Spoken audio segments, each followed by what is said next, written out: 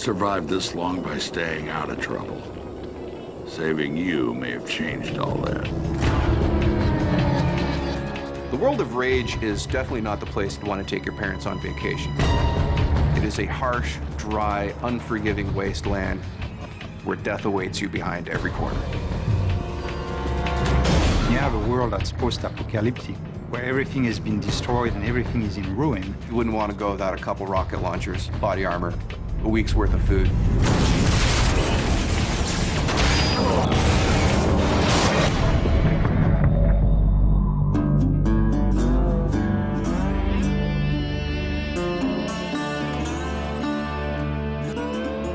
So the first character that you meet in Rage is named Dan Hagar. I hear there's something special about you Ark people.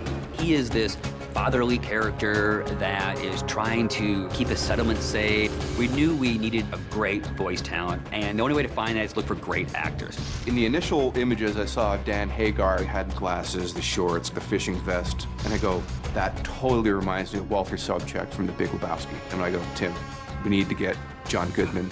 Welcome to the future. You can imagine if there was an actor from Hollywood that could survive an asteroid destroying the Earth, he would be on that list. Get to town. It'll be safer there. You can feel his fatherly ways. You can feel that he's got this tough interior. It really was a great combination.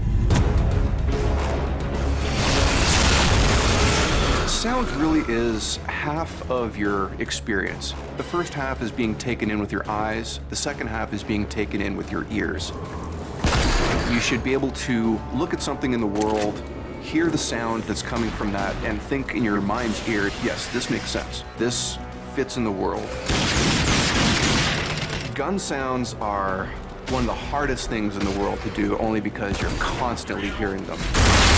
The shotgun is a type of weapon that when you hit the fire button and point it at someone, you really want to feel that kaboom.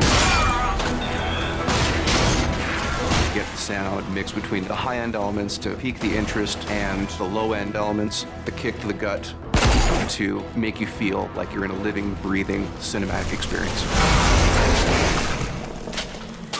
Rage is stylized realism. Visually, there was the idea of the scale that was really important. And then it was also like an idea of futurism. So it is still a believable city. You know, there was definitely a lot of visual from brutalism that has that feel that kind of relates very strongly with the authority. So I wanted to go with something that's very solid and very aggressive looking. And also we're trying to basically make the parts of this universe one cohesive environment. There was a world before, and there's a new world after that. And you have to think of like the layers between the two eras, basically. When I started this technology, I had some image in my mind of what it could do, but when the artists get a hold of this and they start working their magic on it, they produce things that, when I look at some of the scenes in Rage, I'm just, wow, that looks better than I would have thought this game could look.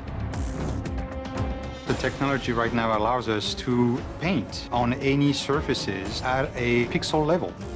As an artist, I like the possibility of expressing your vision in a much higher fidelity. There's no textual limitation. The big challenge is more about when do I stop? When is it good enough that it achieves the goal?